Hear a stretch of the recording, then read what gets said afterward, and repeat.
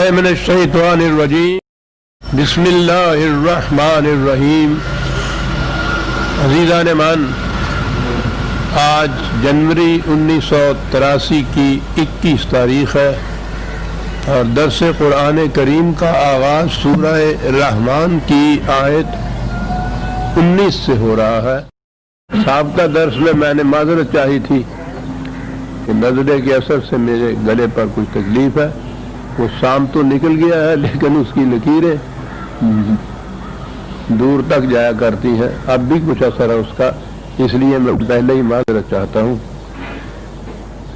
یہ سورہ رحمان میں آپ دیکھیں گے کہ شروع سے آخر تک خدا کی صفت رحمانیت کے مظاہر کا بیان چلا آ رہا ہے، اور میں نے یہ عرض کیا تھا کہ یہ جو آلاء ہے فَبِأَيِّ آلَاءِ رَبِّكُمَا تُكَذِّبَانِ، تو اس کے معنی نعمت ہی نہیں ہے، اس کے معنی قدرت کے بھی ہیں، اور مولانا شبیر احمد عثمانی مرحوم کے الفاظ میں وہ کہتے تھے کہ کرشمہ بھی اس کے متعلق کہا جا سکتا ہے۔ تو اللہ تعالیٰ کی اصل میں رحمانیت کی چیزیں آتی ہیں کہ جو بتدریج نمود میں نہ آ رہی ہوں بلکہ واقعی فضائی طور پر ایمرجنٹ طور پر سامنے آئیں، اور اس میں نشو و نما کا پہلو ہو، کیونکہ یہ چیز یہ تو مادہ ہی رحم سے ہے، اور اس کے معنی ہے نشو و نما نہایت لطافت کے ساتھ،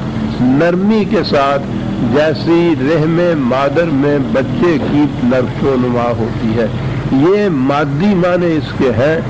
اور رحمانیت میں نے عرض کیا تھا کہ جو چیز یکبارگی نمود میں آئے اس کے لیے یہ باب استعمال ہوگا اس مادے سے۔ تو بیان چلا آ رہا ہے مختلف ان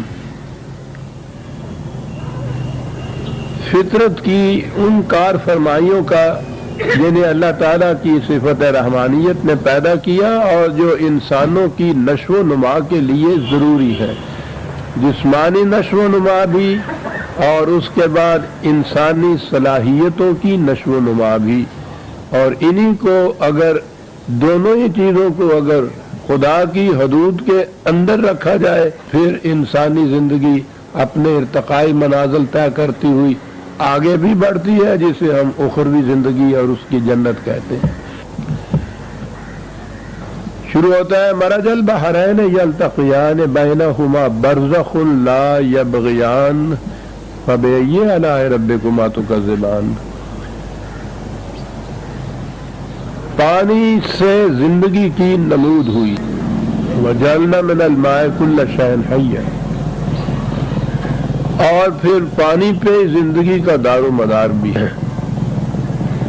ہم تو اس کی قدر زیادہ نہیں جانتے، اس صحرا نشینوں سے پوچھئے، ریگستان والوں سے پوچھئے کہ پانی کی قیمت کیا ہوتی ہے۔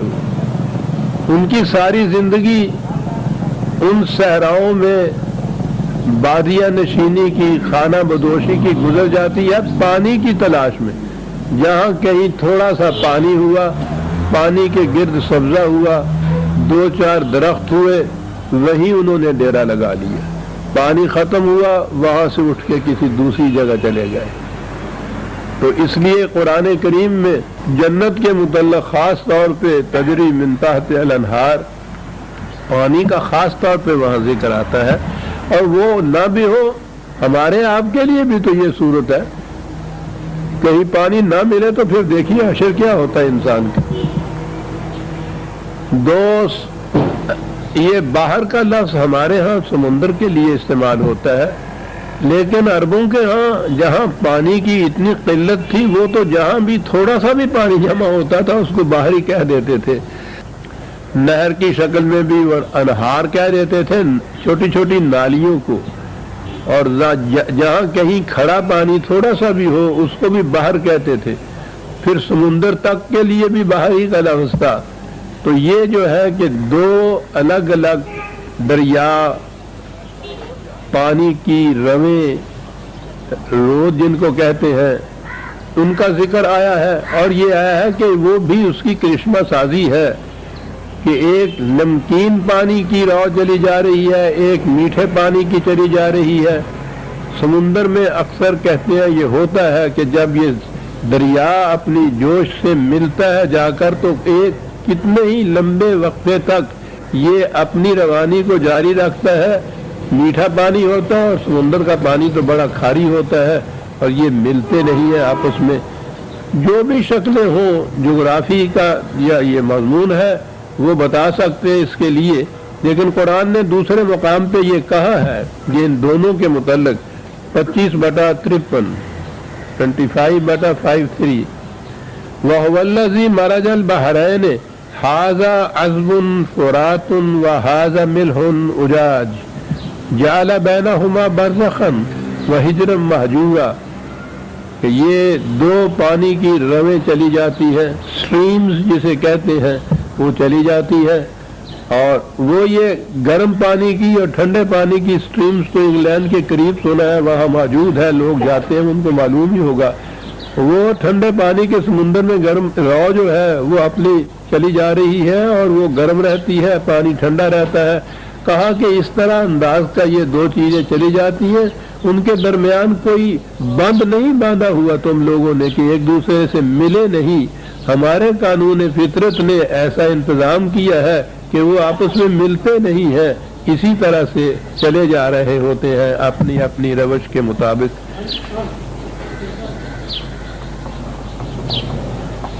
ان کے درمیان وہ ایک حد ہے اور وہ حد ایسی ہے کہ وہ تجاوز نہیں کرتی کہ ادھر سے ادھر مل جائے اور ادھر سے ادھر مل جائے، اس لیے تم ان سے فائدہ اٹھا سکتے ہو۔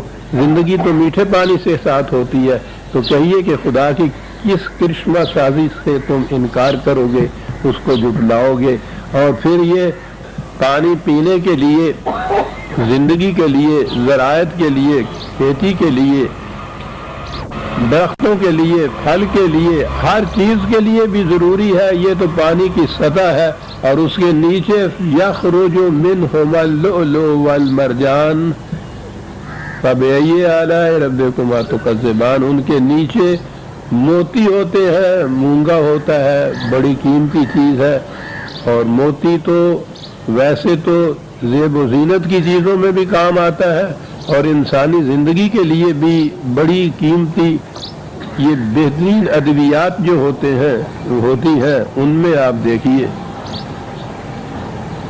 یہ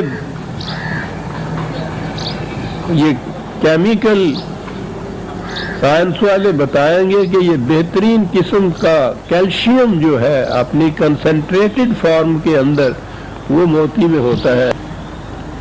یہ ضمناً بات آ گئی یاد کہ یہ میں نے عرض کیا، بار بار میں عرض کرتا ہوں کہ یہ عرب، یعنی اس زمانے میں بھی دنیا میں یوں تو افریقہ کو ڈارک کنٹیننٹ کہتے تھے، عرب بھی علم کے اعتبار سے بڑا ہی تاریک بر اعظم یا تاریک ملک تھا، اس میں تعلیم تھی ہی نہیں، باہر کی دنیا کے ساتھ کوئی تعلق ہی نہیں ایسا رکھا تھا، نہ تہذیب، نہ ثقافت، نہ تمدن، نہ علم دوسری دنیا کا۔ اور اپنے ہاں جیسا میں نے عرض کیا ہے کہ مکے جیسے شہر میں جو بین الاقوامی شہرت رکھتا تھا، حضور کی بعثت کے زمانے کوئی 17 آدمی تھے جو نوشت و خوان صرف جانتے تھے، لکھنا پڑھنا، علم تو بہت بڑی چیز ہے، لیکن میں نے عرض کیا تھا کہ زبان ان کی اور کانسیپٹس جن کو کہتے ہیں، تصورات جو ہیں، معلوم نہیں کہ اس قوم نے وہ تصورات کہاں سے لیے تھے اور زبان کیسے بنی تھی۔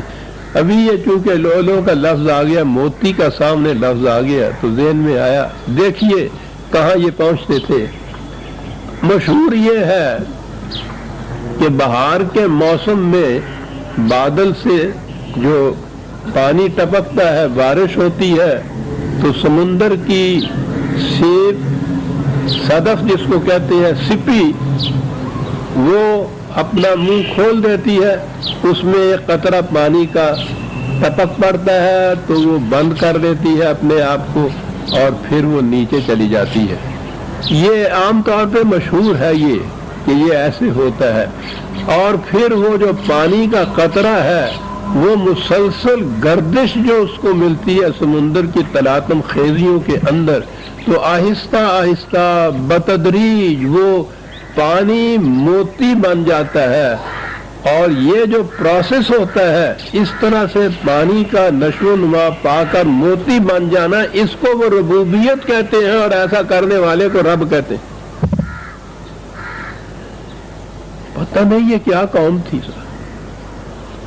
یعنی ربوبیت کو سمجھانے کے لیے میں سمجھتا ہوں اس سے بہتر کوئی اور مثال تشبیہ ہو ہی نہیں سکتی جو وہ یہ کہتے تھے۔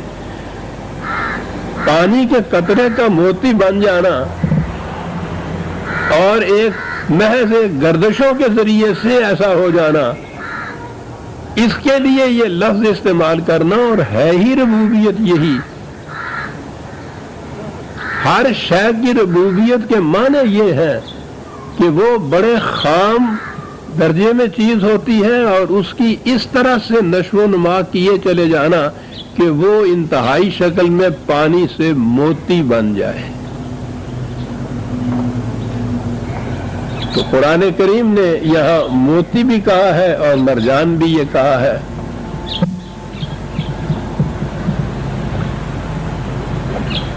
فَبِأَيِّ آلَاءِ رَبِّكُمَا تُكَذِّبَانِ وَلَهُ الْجَوَارِ الْمُنشَآتُ فِي الْبَحْرِ كَالْأَعْلَامِ، اور پھر انہی سمندروں میں ان کشتیوں کو دیکھو تم، کس طرح سے وہ سینہ بحر پہ بت کی طرح تیرتی ہوئی چلی جاتی ہیں۔ اونچائی ان کی دیکھیے تو وہ یعنی اس زمانے میں بھی تشبیہ پہاڑ سے ہی دی گئی ہے کہ پہاڑ کے ٹیلے کی طرح سمندر کے اندر ابھری ہوئی چلی جاتی ہے۔ اس زمانے میں تو یہ کشتیاں یہی بادبانی کی کشتیاں ہوتی تھی، وہ بادبان بھی اونچائی میں ایسے ہوتے تھے، لیکن اس تشبیہ کو آج دیکھیے تو یہ جہاز جو آپ کے ہاں آج بنا ہوا یہ واقعی پہاڑ ہوتا ہے جو سمندر میں تیر رہا ہوتا ہے۔ اس زمانے میں یہ تشبیہ دی گئی ہے کہ آپ دیکھتے نہیں ہیں کہ یہ پانیوں میں پہاڑ تیرتے ہوئے چلے جا رہے ہیں کس خوبی سے، اور اگر ذرا گہرائی میں آپ جائیے تو یہی سے نظر آتا ہے کہ یہ جو آلہ یا اللہ تعالیٰ نے اپنی قدرت یا کرشمہ سازی کہا ہے، ایک سوئی اس کا وزن کتنا ہوتا ہے، اس کو پانی میں چھوڑیے تو وہ پانی کی تہ تک ڈوب کر چلی جاتی ہے، اتنا وزن بھی پانی نہیں برداشت کرتا، نیچے تک چلی جاتی ہے۔ غور کیجئے، ہزاروں ٹن کا لوہے کا جہاز اور اس میں شاید ہزاروں ٹن کا بوجھ لدا ہوا، یہ پورے کا پورا اللہ تعالیٰ کے ایک قانون کے مطابق اگر اس جہاز کو تیار کیا ہے اور وہ اس حصے تک، اس سطح تک پانی کے اندر ہے جہاں اس کے لیے تقدیر اس کی مقرر کی، اس کو تقدیر کہتے ہیں، جو مقرر کر دیا ہے پیمانہ کہ یہاں تک، تو یہ ہزار ٹن کا وزن اور واقعی ایک بت کی طرح تیرتا ہوا اس پانی میں چلا جا رہا ہوتا ہے، جس پانی میں ایک سوئی اگر آپ چھوڑ دیں تو وہ نیچے تک ڈوب کر چلی جاتی ہے۔ اتنا وزنی لوہے کا جہاز اور اتنا وزن اس کے اندر لدا ہوا، وہ کس طرح سے تیرتا ہوا چلا جاتا ہے، یوں ہی اس کے قانون کی خلاف ورزی کہیں ہوئی اور وہ ڈوبا۔ اس کے قانون کی پابندی سے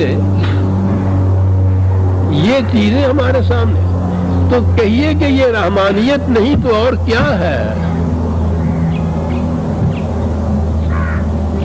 اور پھر یہ انسان کے فائدے کے لیے یہ سارا کچھ ہے۔ وہ بار بار یہی کہتا ہے کہ کہو کہ اس کی صفت رحمانیت کے کس کس مظاہر کو تم جھٹلاؤ گے، اور یہ وہ چیزیں ہیں کہ اس زمانے کا عرب بھی اس کو پہچانتا تھا، آج کا بہت سے بڑا سائنٹسٹ جو ہے وہ بھی اس کی داد دیتا ہے۔ یوں یوں یہ چیزیں، ان کے رموز، ان کے اسرار اور غوامض منکشف ہوتے چلے جاتے ہیں، دنیا کے سائنسدان اس کے سامنے سجدہ ریز ہوتے چلے جاتے ہیں کہ کس زمانے میں، کس دور میں اور یہ چیزیں تھیں جو یہ قرآن کہہ گیا۔ اور یہ سب کچھ کہنے کے بعد عجیب چیز آتی ہے، یہ 4 آیتیں جو آگے آ رہی ہیں. کل من علیہا فان ویبقى وجہ ربک ذو الجلال والاکرام فبأي آلاء ربکما تکذبان یسألہ من فی السماوات والارض کل یوم ہوا فی شان فبأي آلاء ربکما تکذبان.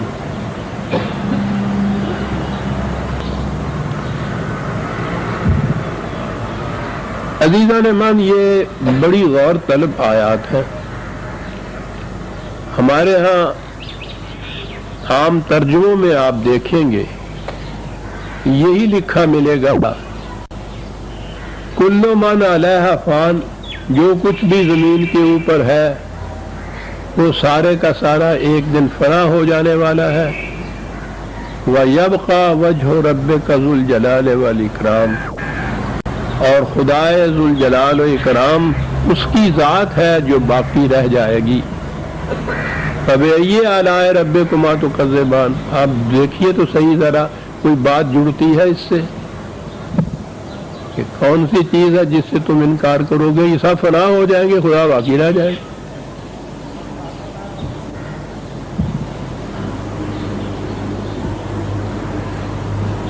آگے ہے یسألہ من فی السماوات والارض، ارض و سما میں جو شے بھی ہے وہ اس کی محتاج ہے. کل یوم ہوا فی شان، پھر اس کا ترجمہ یہ کیا جاتا ہے ہمارے ہاں کہ خدا ہر آن میں ایک نئی شان میں ہے. بتاؤ تم کون سی نعمتوں کی تکذیب کرو گے؟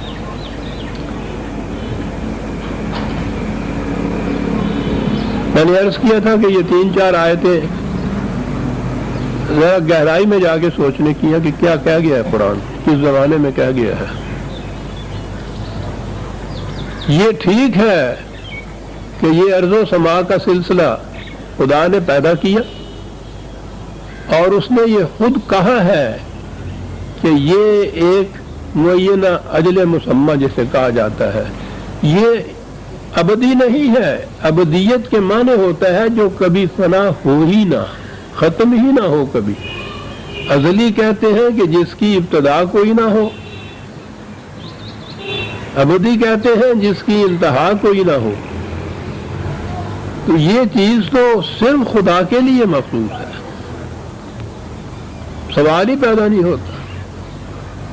تو سوال کیا، وہ ہمارا جتنا بھی شعور ہے، یہ جتنا سا ناریل ہمارا ہے، اس میں تو یہ چیز سما نہیں سکتی جسے ہم کہیں ابتدا کہیں سے نہیں ہوئی کسی چیز کی.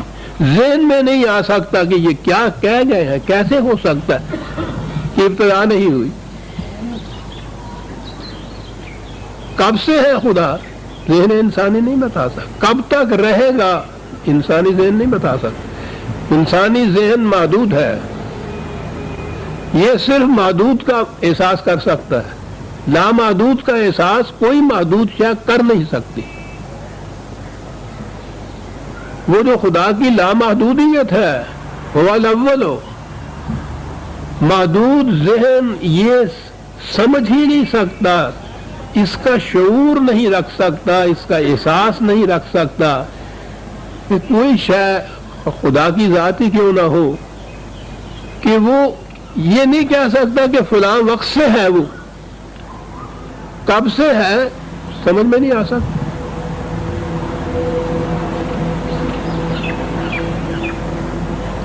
اور کب تک رہے گا یہ بھی نہیں انسان کا ذہن سمجھ.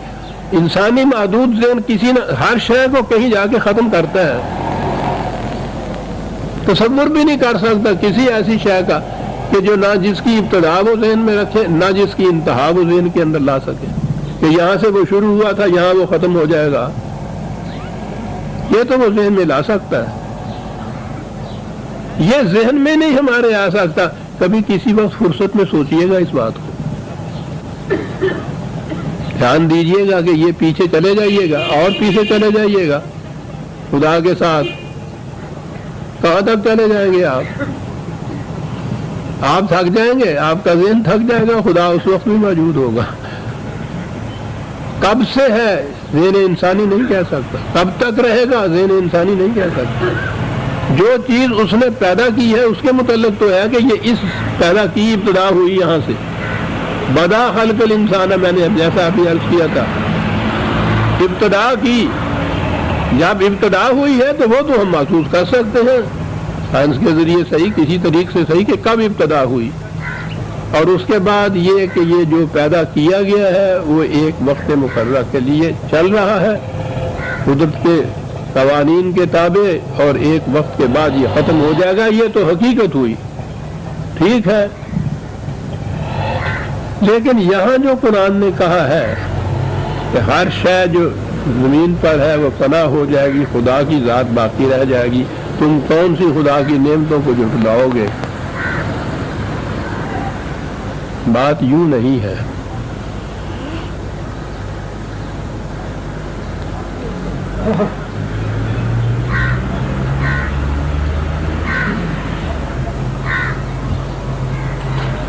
یہ جو فانن ہے، جس کے معنی ہم اپنے یہاں کرتے ہیں فنا ہو جائے گی،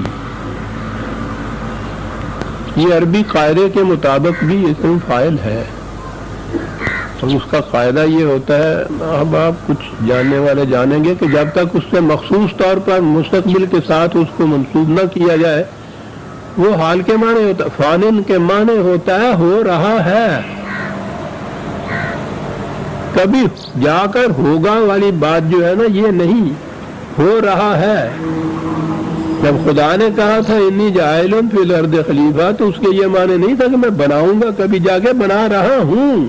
یہ جو عربی زبان کا یہ جو وزن جسے کہہ لیجئے یا اس میں فاعل جس کے معنی ہوتے ہیں، حال میں وہ چیز ہو رہی ہو، عالم ان کے یہ معنی نہیں کہ کسی زمانے میں وہ علم حاصل کرے گا، وہ اس وقت یہ کچھ کر رہا ہے، یہ اس کا خاصہ ہے، یہ فانن اس میں فاعل ہے۔ اور فنا کے معنی عربی زبان کے لغت کے اندر عزیزان من کسی چیز کا ختم ہو جانا نہیں ہے، اس کے معنی تغیر پذیر ہونا ہے۔ کائنات کی ہر شے تغیر پذیر ہے،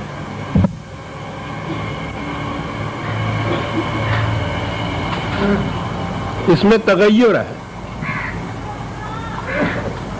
اور اس تغیر کی اہمیت آج سائنسدانوں سے پوچھی ہے۔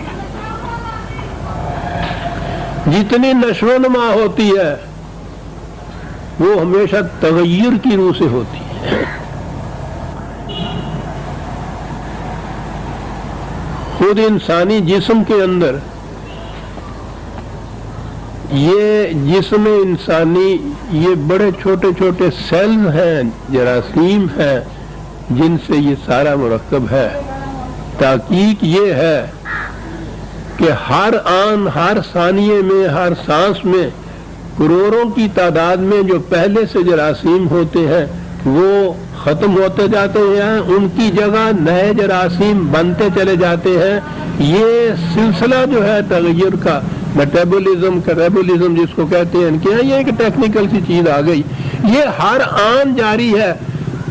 یہ انسان کا جسم جو 7 برس پہلے تھا، پہلے وہ 7 برس کہتے تھے، اب تو 3 ہی برس کہنے لگ گئے ہیں، جو یہ پہلے تھا اس کا ایک جرثومہ بھی آج باقی نہیں ہوتا، سارے کا سارا بدلا ہوا ہوتا ہے۔ یہ تغیر ہو رہا ہوتا ہے، ہر آن اس کے اندر تغیر ہو رہا ہوتا ہے، اور اس تغیر سے نشو و نما اس کی ہوتی ہے۔ مردے میں تغیر یہ نہیں ہوتا، نشو و نما ختم ہو گئی ہوتی ہے۔ پودا کیسے اگتا ہے آپ کے یہاں کا؟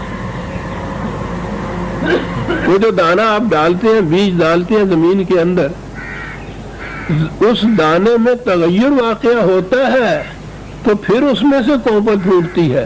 اگر وہ ویسے کا ویسا ہی دانہ وہاں پڑا رہے، کونپل ہی نہیں پھوٹ سکتی۔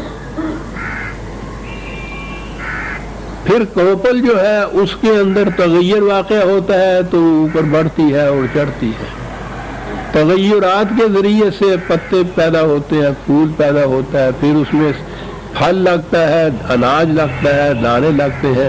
یہ سارا کچھ یہ تغیرات کے روح سے ہوتا چلا جاتا ہے. جب وہ یہ سلسلہ تغیرات کا ختم ہوتا ہے تو وہ پودا مرجھا کے ختم ہو جاتا ہے، انسان مر جاتا ہے. یہ سلسلہ تغیرات ہے جو میں نے پچھلی دفعہ عرض کیا تھا. موسموں کے تغیرات جو قرآن نے مشرقین اور مغربین کہہ کے بتایا تھا کہ دیکھو کہ سال میں موسموں کے تغیرات کس طرح سے آتے ہیں. ایک سورج کو دیکھو سردیوں کی انتہا میں کہاں سے وہ طلوع ہوتا ہے، دو کونے دو کنارے اس کے ہوتے ہیں، اچھا فاصلہ خاصا ہوتا ہے اگر آدمی کو اس کو دیکھے. اور اسی طرح سے غروب ہونے کے فاصلے ہوتے ہیں، دو مشرقیں اور دو مغربیں. یہ تغیرات کے ہیں، رات اور دن کے تغیرات. اختلاف اور تغیر کو خدا نے آیات اللہ میں شمار کیا ہے. اس دور کا یہ عرب یا اس دور کا دوسرا انسان بھی یہ سمجھ نہیں سکتا تھا کہ تغیرات جو ہیں یہ کس طرح سے خدا کی آیات میں سے ہو سکتے ہیں. آج کے دور کے سائنٹسٹ سے پوچھئے، وہ ہر آن محسوس کر رہا ہوتا ہے کہ تغیر کیا رونما ہو رہا ہے، اور ان تغیرات سے ہی نئی چیزیں جتنی بھی بنتی ہیں وہ ان تغیرات کی روح سے بنتی ہیں. کسی شے میں اگر تغیر نہ ہو، جمود ہو جائے کسی وقت کسی شے کے اندر، تو کوئی نئی چیز پیدا نہیں ہوتی، بلکہ وہ بھی ختم ہو جاتی ہے کسی وقت میں. یہ میں نے عرض کیا کہ انسان کی جسم کے متعلق یہ تحقیق کہ اس کے اندر ہر آن تغیرات واقع ہوتے چلے جاتے ہیں، لیکن اس کے اندر ایک ایسی شے ہے جسے اس کی ذات، پرسنالٹی، خودی، نفس کہا جاتا ہے، کہ وہ ان تغیرات سے متاثر نہیں ہوتا، وہ ویسے کا ویسا رہتا ہے. یعنی برگسان کے الفاظ میں اب میں دوسری طرف نکل جاؤں گا، ہیومن پرسنالٹی کے متعلق اگر آؤں، لیکن وہ فکرہ اس کا بڑا زبردست ہے ان لوگوں کا. Change lessons in change. تغیرات کی دنیا کے اندر غیر متغیر شے وہ انسانی ذات ہے. جسم آپ کا بدلتا چلا جائے، 7 سال یا 3 سال کے بعد نیا بن جائے، میں آپ کی جو ہے وہ وہی رہتی. 20 سال پہلے بھی آپ کی تحریر آئے تو آپ نے کہیں گے کہ ہاں صاحب یہ میں نے ہی لکھی تھی، حالانکہ نہ آپ کا وہ ہاتھ ہوتا ہے باقی، نہ آپ کا وہ دماغ باقی ہوتا ہے. میں نے کہا تھا، میں اس کا ذمہ دار ہوں. ساری ذمہ داری اس سے عائد ہوتی ہے کہ وہ جو کرنے والا ہے، وہ کرنے والی انسان کی ذات ہوتی ہے جو ارادہ کرتی ہے کسی شے کا، وہ نہ بدلی ہوئی ہو. اگر وہی باقی نہ ہو تو آپ وہاں جا کے کہہ دیں گے کہ صاحب وہ تو 4 سال پہلے کی بات ہے، وہ میں تو ہے ہی نہیں، میں تو ہوں ہی اور کچھ.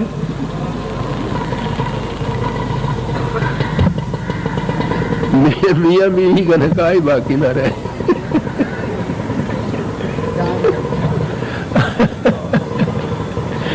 کوئی ذمہ داری باقی نہ رہے، کوئی عقد باقی نہ رہے، کوئی معاہدہ باقی نہ رہے، کوئی کسی قسم کی کوئی شے جو آپ نے کبھی 4 سال پہلے کی ہوئی ہے آج وہ باقی نہ رہے. اگر آپ کے جسم کی طرح آپ کا میں بھی بدلا ہوا ہو تو یہ میں ہی ہے آپ کا غیر متغیر.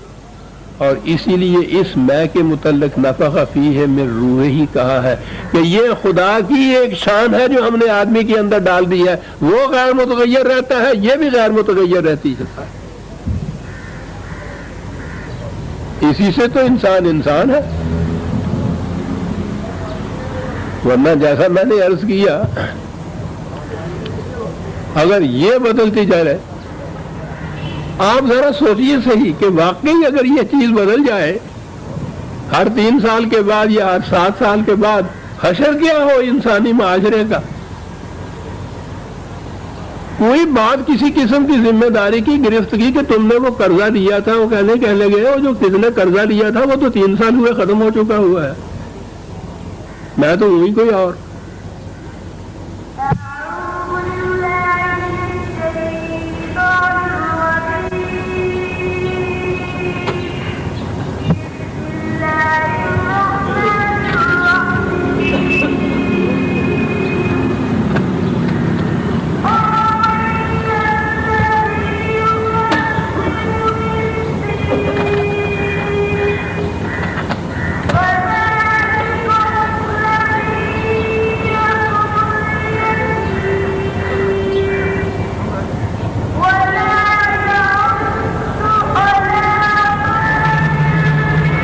کیا خیال ہے یہ؟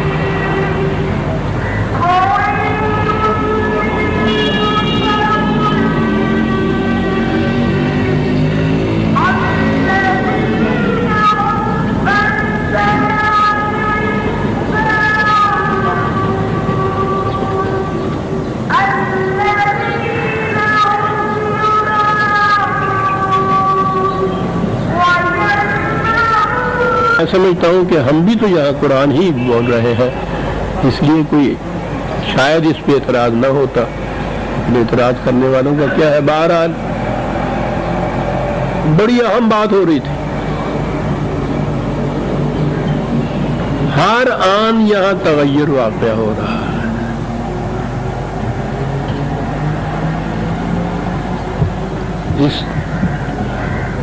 اس تغیر کا اگر معال فنا ہے، زوال ہے، وہ واقعی ایک افسوسناک چیز ہے۔ ذہن میں یوں ہی ایک چیز اتر آئی، اجازت دے تو عرض کروں، درمیان میں کچھ تھوڑی سی لطافت، تھوڑی سی رنگینی پیدا ہو جائے گی۔ اقبال کی ابتدائی دور کی یہ غزل ہے، یہ نظم ہے، بڑی حسین چیز۔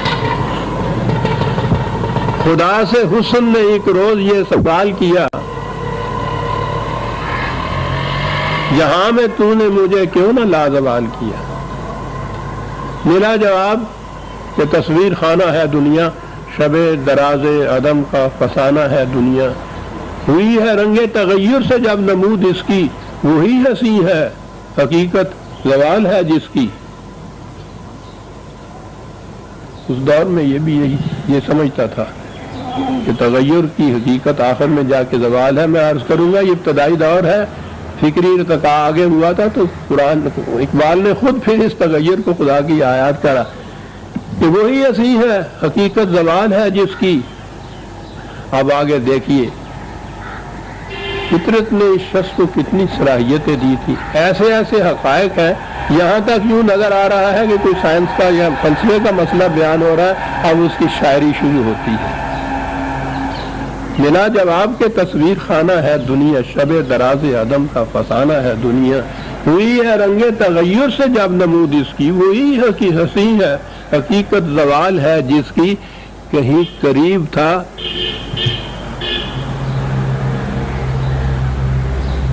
یہ بات، یہ گفتگو، کہیں قریب تھا یہ گفتگو قمر نے سنی،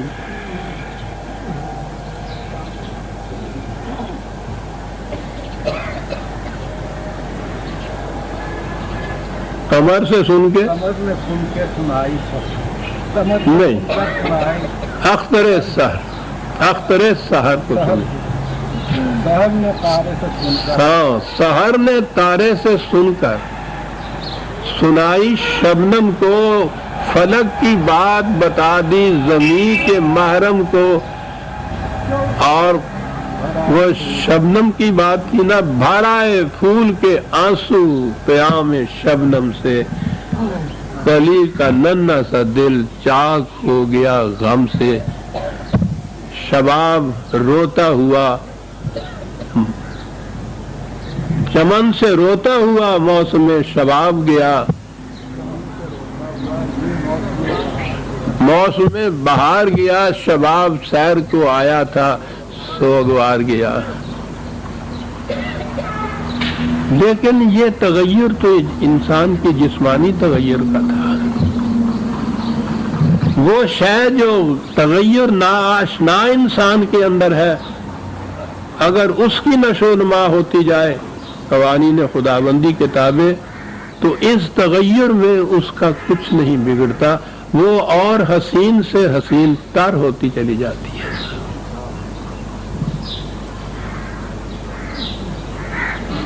کل من علیہ فان، یہ بات نہیں اس کے معنی کہ ایک دن جو شے بھی ہے زمین پر فنا ہو جائے گی، وہ ٹھیک ہے، وہ ہو جائے گی، یہاں یہ معنی فانن ہے، تغیر پذیر ہے، ہر آن ہر شے میں تغیر واقع ہوتا چلا جا رہا ہے، ہر شے میں تغیر واقع ہو رہا ہے۔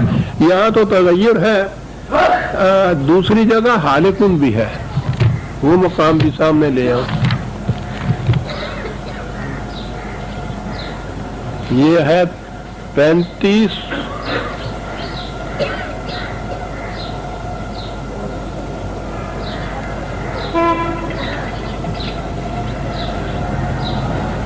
35/15 ہے غالباً، نہیں 28/88، 28/58 غالباً یہی ہے. ہاں 28/88. کلو شین حالکن الا وجہ. یہاں حالکن پھر وہ اس میں فاعلی آیا ہے. یہ قرآن ہے عجیب عزیز نمان، اس کی بھی زبان عجیب ہے. یہ تو اعجاز ہے اس زبان کے اندر سے. ہلاکہ کے معنی ہوتا ہے زوال پذیر ہونا، کسی چیز کی قوت کا کم ہوتے چلے جانا. اس کا آخری درجہ ہلاکت ہوتا ہے جس کو موت کہتے ہیں. ورنہ اس کے معنی ہوتے ہیں عربی زبان کے اندر کسی چیز، کسی توانائی کا کم ہوتے جانا، قوت کا کم ہوتے چلے جانا، وہی تغیر ہے. وہاں وہ فانن ہے، یہاں حالکن ہے، یا وہاں بھی یہ ہے وہ وجہ رب کا نہیں، اس میں استثناء ہے. یہاں بھی الا وجہ وہ ہے، یعنی ذات خداوندی کو درمیان سے نکال کے اور یہ چیز بتائی. اور جو میں نے عرض کیا ہے کہ وہ روح خداوندی، توانائی خدا، روح کے معنی توانائی ہوتا ہے، وہ خدائی توانائی جو انسان کو اس نے عطا کی ہے، جسے اس کی ذات کہتے ہیں، اس میں یہ چیز ہے کہ وہ تغیر ناآشنا ہے. وہ ہلاکت میں بھی نہیں آتی، فنا میں بھی نہیں آتی. تو کل من علیہ فان، ہر شے یہاں تغیر پذیر ہے، اور تغیرات کے باوجود وہ باقی رہتی ہے اسی طرح سے. کتنی عجیب چیز وہ بتا رہا ہے نشو و نما کی. نشو و نما کا دار و مدار تغیر پہ ہے.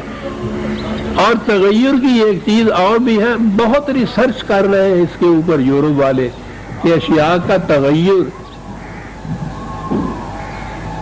وہ جو شے متغیر ہوتی ہے اصل میں پہلی شے وہ کہتے ہیں باقی نہیں رہتی، ایک نئی شے اس میں سے پیدا ہوتی ہے، اس کو ہم تغیر کہتے ہیں. اگر وہ کمہار جو آب خورا بناتا ہے اس کی جگہ اس نے بدنی بنانی ہو تو آب خورا جو ہے وہ پھر مٹی بنتا ہے تو بدنی بنتی ہے اس کے اندر سے. تو یہ جو سلسلہ ہے فطرت کا کہ ایک شے، پہلی شے جو ہے وہ باقی نہیں رہتی، اسی کے اندر سے ایک نئی شے کی نمود ہوتی ہے جسے تغیر کہتے ہیں. وہ we change without ceasing to exist. یہ ہے سائیکالوجسٹ کا اب، کہ یہ چینج ہوتا ہے انسانی ذات میں، لیکن وہ انسانی ذات فنا نہیں ہوتی، وہ بلکہ اس کے اندر ایک تغیر ہوتا ہے جس میں اس کی نمود ہوتی ہے، آگے بڑھتی ہے، پروان چڑھتی ہے. یہ جو چیز انسانی ذات کی نشو و نما ہے وہ انسانی جسم کی نشو و نما سے بالکل مختلف ہے. اس میں حیران چینج ہوتا چلا جاتا ہے. تو کہا یہ کہ یہ دیکھیے کائنات کی ہر شے، اس میں ہر آن ایک تغیر واقع ہوتا ہے، ذات اس تغیر سے مابرا ہے. فَبِأَيِّ آلَاءِ رَبِّكُمَا، آپ نے یہ بھی غور فرمایا کہ یہ جتنی دفعہ آتا ہے فَبِأَيِّ آلَاء، اس میں رب کا ہی ذکر آتا ہے، ربکما ہی آتا ہے. اور صفات خداوندی بھی تو تھی، وہ کیوں نہیں آئی؟ بدل بدل کے کیوں نہیں آئی؟ اس لیے کہ یہ ساری بات ہی ربوبیت کی ہو رہی ہے. سارا موضوع ہی نشو و نما کا ہے، رحمانیت کی صفت نشو و نما کی ہے.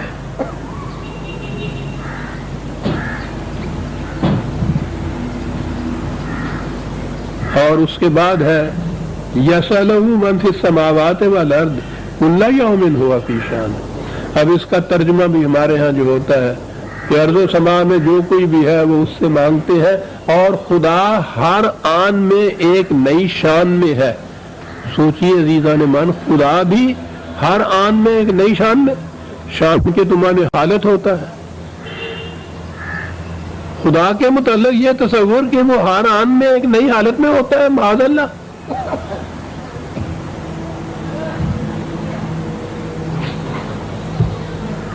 یہ شعور خداوندی تو یہ مظاہر ہے اس کے، اس کی تخلیق کے.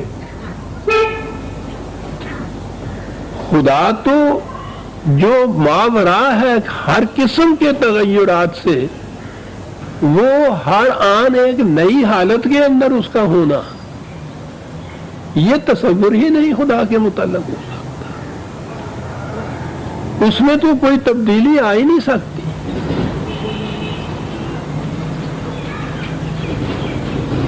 میں نے پہلے بھی کئی دفعہ عرض کیا ہے کہ اگر قرآن کریم سے خدا کا صحیح تصور جو ہے اس کو ذہن میں قائم کر دیا جائے، سامنے رکھ لیا جائے، اسلام سمجھ میں آ جاتا ہے.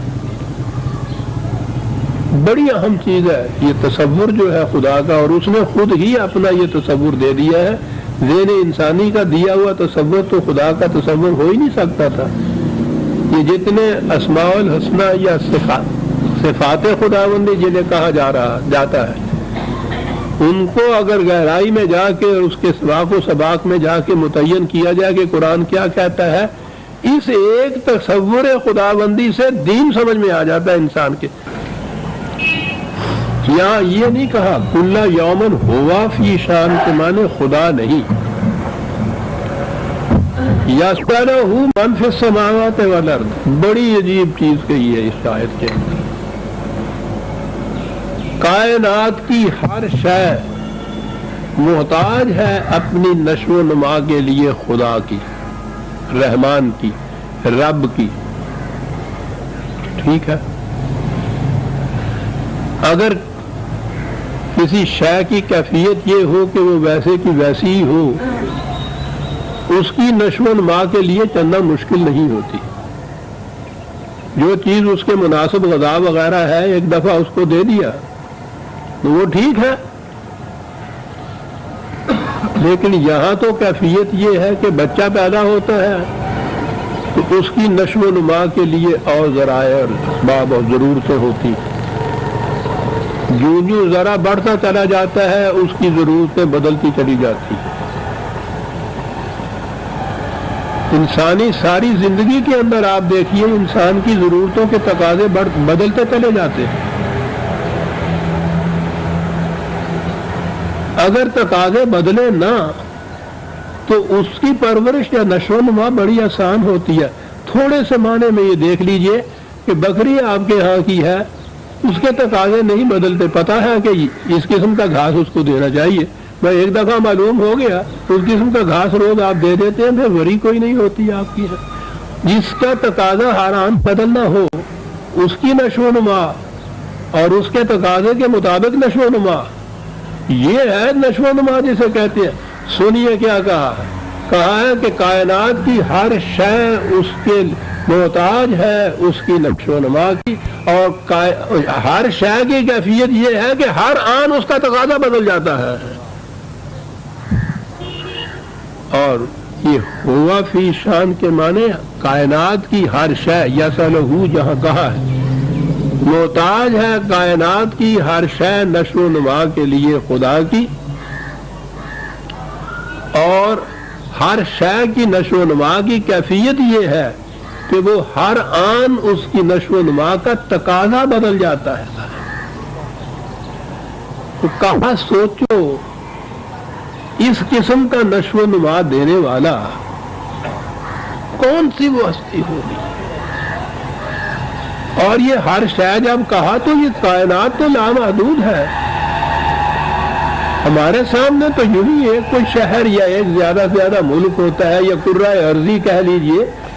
یہ کرۂ ارض تو اس کائنات کے اندر ایک ریت کے ذرے کی برابر بھی حیثیت نہیں رکھتا. یہاں من فی السماوات والارض کہا، تم ہی نہیں. یہ فضائی کروں کے اندر، کائنات کی وسطوں کے اندر من جو کچھ بھی ہے وہ سب اپنی پرورش، نشو و نما، بقا، ہستی کے لیے خدا کا محتاج ہے، رب کا محتاج ہے۔ اور ہر شے کی کیفیت یہ ہے کہ ہر آن اس کا تقاضا بدلتا جاتا ہے اور وہ اس کے تقاضے کے مطابق سامان نشو و نما دیے چلا جا رہا ہے۔ عجیب بات ہے، ان عربوں کی پھر بات آ گئی۔ رزق جس کو ہم کہتے ہیں کہ رزق ملتا ہے، رزق کی شرط یہ ہے کہ وہ وقت پر ملے اور تقاضے کے مطابق ملے، جب رزق کہلاتا ہے وہ، اور وہ رازق ہے اور رزاق ہے وہ۔ کل یوم ہوا فی شان، ہر آن اس کا تقاضا مختلف ہوتا ہے۔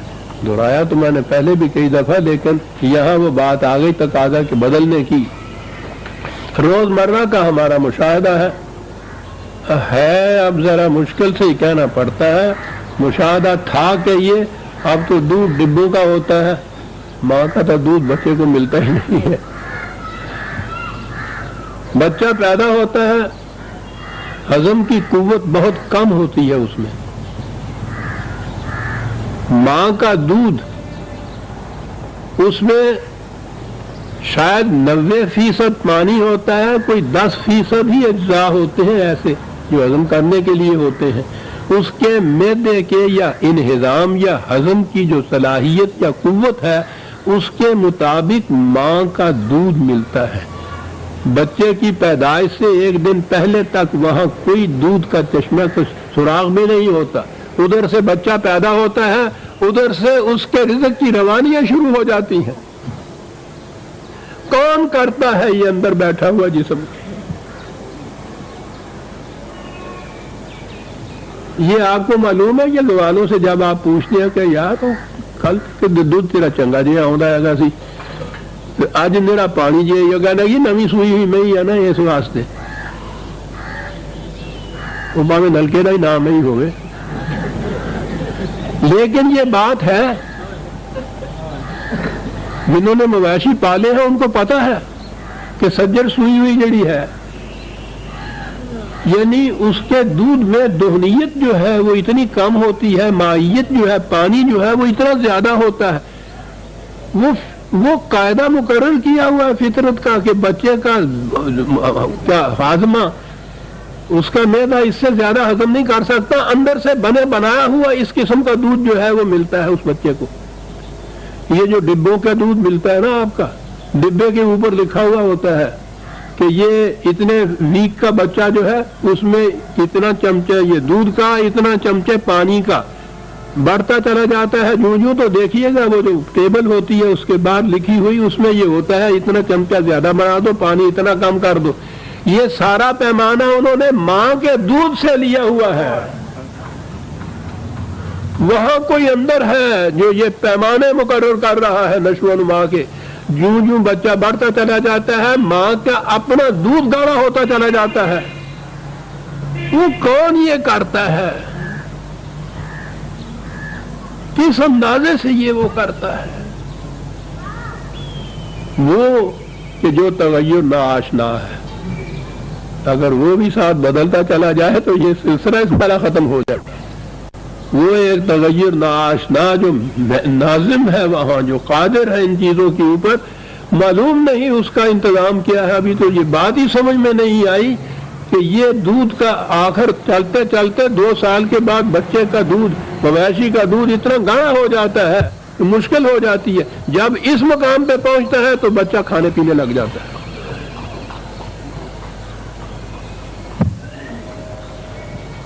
اب اس کی پرورش دودھ کی بجائے دوسری غذا سے ہوتی ہے، دانت بھی نکل آتے ہیں اور دودھ بھی اتنا گاڑھا ہو گیا ہوتا ہے کہ وہ ہضم نہیں کر سکتا۔ کل یوم ہوا فی شان یسألہ من فی السماوات والارض کل یوم ہوا فی شان، کائنات کی ہر شے اپنی نشو و نما کے لیے اس کی محتاج ہے، اور اشیاء کائنات کی کیفیت یہ ہے کہ ہر آن اس کی نشو و نما کا تقاضا مختلف ہوتا ہے اور وہ اس تقاضے کے مطابق سامان نشو و نما دیے چلا جاتا ہے۔ فَبِأَيِّ آلَاءِ رَبِّكُمَا تُكَذِّبَانِ، فَبِأَيِّ آلَاءِ رَبِّكُمَا تُكَذِّبَانِ۔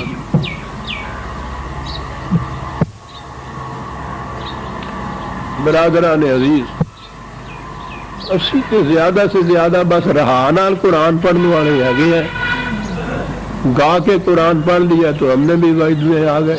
ان سے پوچھئے کہ یہاں پہنچنے کے بعد جو اس نے کہا ہے ان لوگوں نے یسألہ من فی السماوات والارض کل یوم ہوا فی شان، اور اس کے بعد جو کہا ہے فبأی آلاء ربکما تکذبان، ان لوگوں سے پوچھئے جو ریسرچ کر رہے ہیں کہ کس مقام پہ کہہ دیا خدا نے اس بات کو۔